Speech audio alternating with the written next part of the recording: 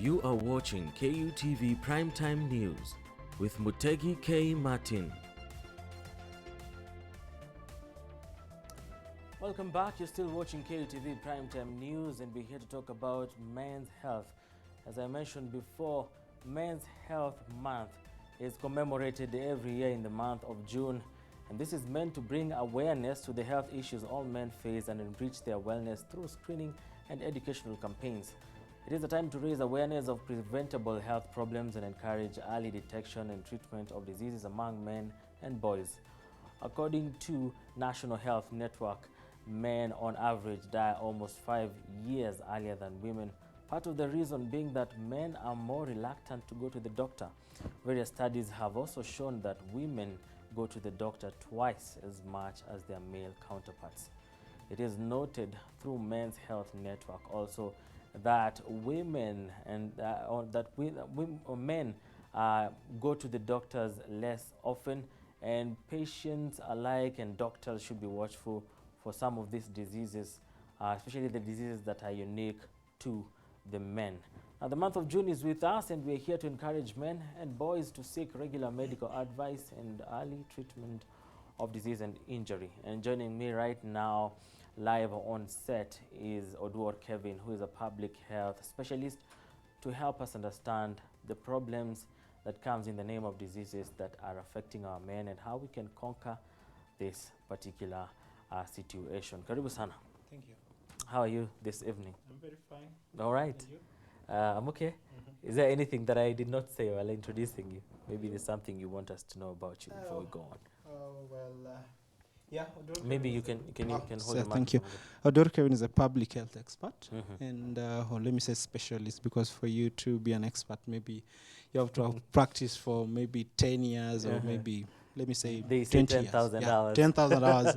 Yeah, in that book. Okay, Audrey Right. Kevin is also the executive director at Legacy Leadership Africa. So we also train on leadership. So there's a nexus between leadership and also health. So while at Storylink we do mostly health projects, at Legacy Leadership we train on leadership and also see how can that be incorporated in health also. Amazing. Yeah. And I love that part of leadership training that says you should first lead yourself before leading other people. Sure. And that applies in health as well. You should take care of your body before It does. All right. Now let's go straight into this conversation. Interesting conversation here as we focus on this month of June. We're talking about men's health, and maybe we can start by identifying the common diseases that are unique to men and what also causes these particular diseases. Well, that's a good question.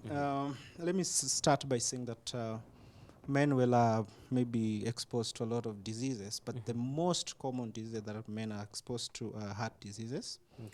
And this is mainly because they're the ones who smoke. They are the ones who take alcohol more than even women. So a lot of heart diseases are also maybe experienced in men than we do in women. But again, also by the very nature that men have maybe they take up jobs that are risky, so they experience unintentional injuries or accidents, and those are, we also classify them as diseases or illnesses. So Definitely. yeah, so accidental or unintentional injuries are also common to men than it is in women. Okay. Because it's men, you'll find scaffolding, you'll find them taking risky jobs, you'll find them in construction sites. Rarely do you see a woman, but you'll see very few. And also, I can also mention about lung cancer. And this is also because men smoke more than women. And that's why you'll find men are diagnosed with lung cancer more than women. Yeah. And it's 25% more than women with men who are experiencing lung cancer. Yeah. Yeah. Amazing. There's also another one that has been mentioned over time where men keep things to themselves. They don't go to chamas and talk about their problems. Do you think that really also affects their health in one way or the other?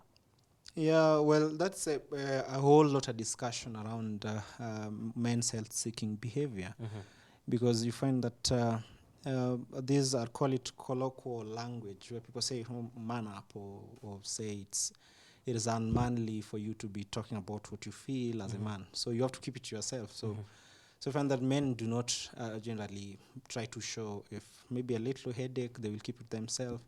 So they don't talk about it. For a woman, a little tinge or maybe the feeling a little headache, and they already at their doctor. So you see, so for men it's just that way. So you find that this disease progresses, it reaches its advanced stages until it's now full blown. Is then they realize that, oh, I should go to the doctor. So it's something that is really, I mean, as public health practitioners, we're struggling with. Yeah. All right, and according to research, as I mentioned before in our introduction, it is shown that men die earlier than their female counterparts. Research showing on average, men die 5 years before women in their particular age, their other contemporaries. Hence the question, and of course, it has been really, negligence has been blamed, negligence of men, and I think it's already coming out in our conversation already. Sure. This negligence has been really attributed to this particular factor. Are there any other factors that come into play that bring out the fact that men would actually die earlier, apart from the ones maybe you have mentioned before? Yeah, sure. As I maybe alluded to earlier, maybe let's talk about positive or maybe poor health-seeking behavior among men. So we find that these generally will make them be vulnerable in society. While we say women are vulnerable, it's men that are really vulnerable because they don't show this that I've mentioned. But again, by the very fact that men take bigger risks, I've said it's men who you find. If accident was supposed to happen, probably it's a driver who is a man.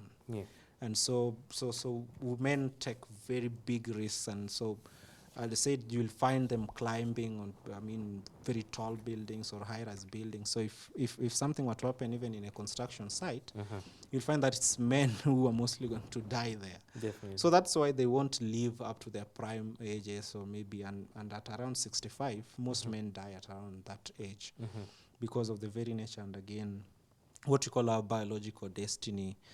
Our makeup in terms of genital makeup, having the X chromosome or the Y chromosome, there are a lot of things that are inside there that just a disadvantage to us. So we'll just generally die earlier than women. And again, by the very fact that we make, in terms of judgment, women have very good judgment as compared to women. So as compared to men. What do you mean by that? You find that maybe if there's something that is risky, women will think twice before for jumping into it. And maybe back off. Back off, entirely. But for men, they will just do it anyway. They will say, mine is to risk. There are children at home that need to be fed and all. So this happens, So that's why you find that they will die earlier than women. Because they take an risks. unfortunate situation, if you may agree. And I believe we're here to change the narrative, hence even this month of men's health. And we're here to make sure that every man really breaks that cycle or that culture. I believe that's the reason why we're here. And as we continue to talk about it, how bad do you think the situation is now? What is it inhibiting the society from achieving? And what can we foresee in the future? Are we seeing a situation where if we don't cater for this situation, are we going to find the men becoming extinct or something? Not really, but generally, men, the situation is bad, as you may be asking. The situation is bad because, you'll find that it's more men who are really suffering these diseases, and women are not really experiencing these diseases. So, as I mentioned, men are really vulnerable. While extinction is something that I could not talk about because people keep on, giving birth, and so extinction is not something that is going to happen. But anyway, we'll experience each and every time, we'll continue to experience men dying earlier than women, and the situation is not about to change. Because men, you can't appeal to their emotions. There's what we call in health fear appeal. Like women do respond to emotion. That's why you'll find more of them in church than men, because men respond to logic. And so you find that when a man, you appeal to their emotions, really they don't really, respond as a woman responds. So out of 10, when you appeal to emotion to a woman, women will respond faster than men will do. So that's why even if you come and tell them, oh, I mean, check with your doctor when you're feeling like you have a headache, until they feel like this is really pressing for them to see a doctor, they won't do that. And so that situation is not about to change anyway. I mean, that is the unfortunate, thing happening over here. So it's not about to change. I don't know. Maybe it's manna from heaven, And or maybe it takes just a miracle. maybe bitter herbs from heaven, Yeah, because sure, if you sure. say manna, doesn't Yeah. sound very sweet. Yeah. As you continue to talk about this, and I'm glad we're talking about the point where men wait until that point where they hit the wall first, and they're like, it's time now to refocus and know Sure. what actually is the problem with this vehicle, in this case being the body. And one of the diseases that has really troubled men, especially in the older ages, is prostate cancer. Has continued to ravage the lives of men. Even those who survive end up spending a lot of money to treat the same diseases. Sure. And it has continued to deny families their source of livelihood and causing them to, drag back and or stagnate economically, and has continued to affect a lot of things, including education of children and all. How can we solve this problem, especially noting that for this specific disease, which is very unique to men, the testing method, the screening method is not as is not like bread and butter. It's not something. It's not your cup of tea. Can men are men allowed to self-check for diseases like prostate cancer, which might be uncomfortable done in a hospital, because that's the excuse most men give, and even other diseases that you may have in mind that are unique to men. Is there a way that we can self-test, like the way we have kits for HIV/AIDS and all? Well, maybe let me just first underscore something here, that both men and women alike, we have prostate gland. Only that for men it's more prominent. Yes. For women it's not really very prominent.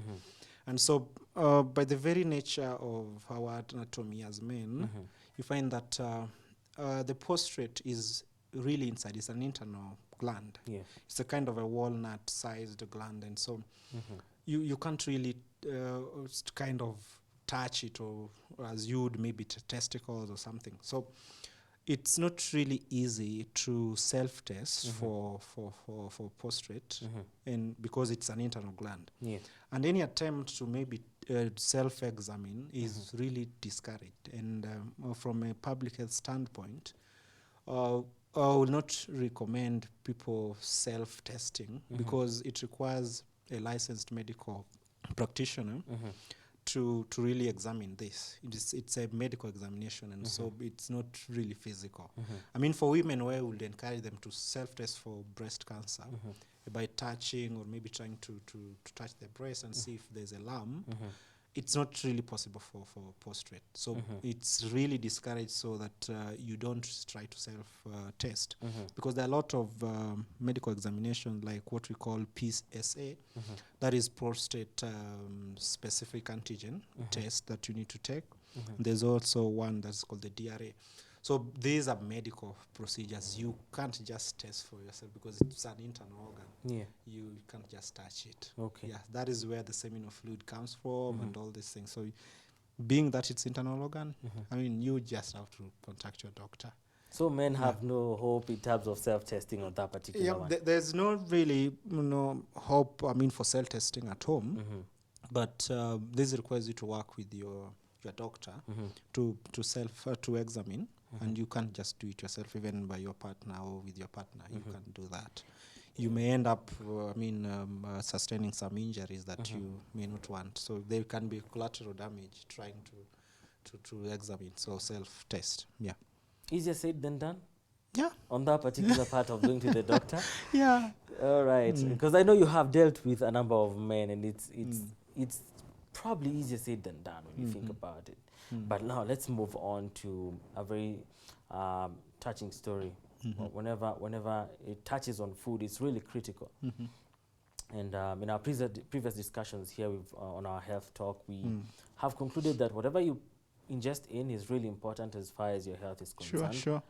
And it has been said the physiology of the male and the female body is quite different. Very different. And so the question here that I have for you is, are there unique foods that men should be taking? Are there specific foods that should be unique that men would take to, you know, improve their health?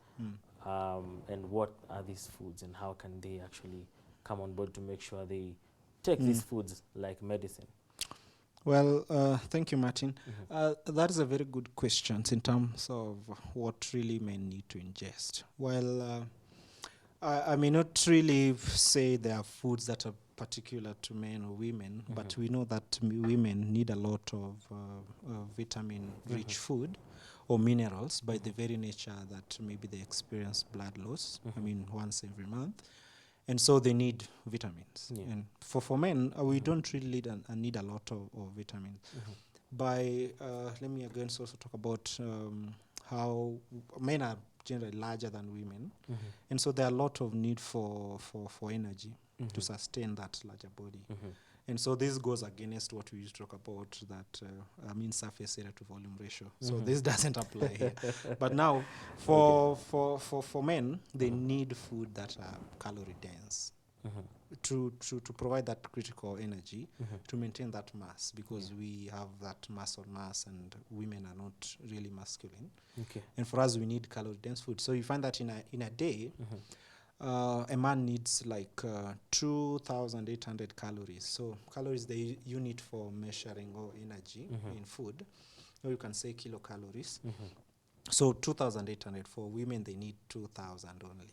So you'll find that for men, on average, according to CDC, they will need like 400 more than women. So calorie dense food, we need them and we need to eat them. So I would not say that the particular food that we men really need to eat, but in terms of maybe now we talk about the quantity. But this is not opening Pandora box for men now to eat more than, their female counterparts. They can handle. Yeah, they can chew. But is that not the direct interpretation that what? A man and a woman in the same situation, maybe doing the same, living the same kind of lifestyle, the man should eat a little bit more? Is that not the direct interpretation? Yeah, well, by the very nature you're a man, you need to eat more than a woman. Because the muscles and everything, these require energy for you to maintain that mass. You more masculine than a woman. So for them, they need a lot of vitamin to be able to bring back that blood and that critical iron they need. Yeah, so vitamin, they need a lot of it. For men, a lot of calories. Yeah. All right. As we go to winding up now, what would you say? What did you take as a health specialist? What did you take what would you advise as the ultimate protection gear against diseases that affect men, and and other unfortunate situations like reluctance to go to the doctors and all? Yeah, well, my let me call it a parting shot, and also the ultimate, as you call it, ultimate gear to all these diseases. It just requires men to embrace a very positive health-seeking behavior. Let's not succumb to this kind of colloquial language I was talking about, man up, or try to. It's not unmanly for you to do this. Let us go, seek medical intervention when we feel that everything is not right. So that will solve a lot of our problems. And again, men, we should not be people who are hard-headed, let me say. We want to say, men are not really risk-averse. They're not trying to avoid risk. But then we should try to avoid all risk. Those things that put our health in jeopardy, and try to embrace healthy practices, avoid taking risk. We have to do all these things as men. It's unfortunate that the world is unfair for us men, but we have to, it's a critical balance between, the judgment to make. Can we, avoid taking risks that are putting our life or our health in jeopardy? So that is what I will give men as a takeaway. Yeah. And some of these problems, before I let you go, some of these problems are what Mswahili would say msiba wa kujitakia. How do we also deal with men now that we Oh, yes, it is. It is part of our DNA and whatever that X and Y chromosome thing. But we really need to go and test for these particular diseases and get treatment as early as we can. And looking at this, and we've really talked about it, and we seem to agree that there's reluctancy in men. Men will take a lot before they go to a doctor to share about their problems. And the probability is really low. But what can other members of the society do? What is there something that the women, the wives, the mothers, the sisters can do to push men to go to the hospitals more? Is there the health experts like yourself, and is there something they can do to push the men closer, at least a bit closer to, you know, going for these checkups and all that? You know, just like how you're in. This is just an example. Your girlfriend would just come and let's go for this particular checkup. Bearing in mind some of these diseases are unique to men, and how can they push? How can we push as a society? How can we push men closer to this goal that we have? Well, pushing men to, let me use just medical terms or terminologies. Pushing men towards positive health-seeking behavior requires us to first change our mindset, our overall mental setup, because you find that still we are kind of fashioned to think that men really, you don't have to show emotions or feelings. So this is working against us, and every attempt to come up with an intervention that's really going to now try to help men to embrace positive health-seeking behavior is thwarted by reluctance by men to respond. For women, they respond very well. Even if you tell them today, let's go for cervical cancer, they will do it. And you know what it takes to screen for cervical cancer.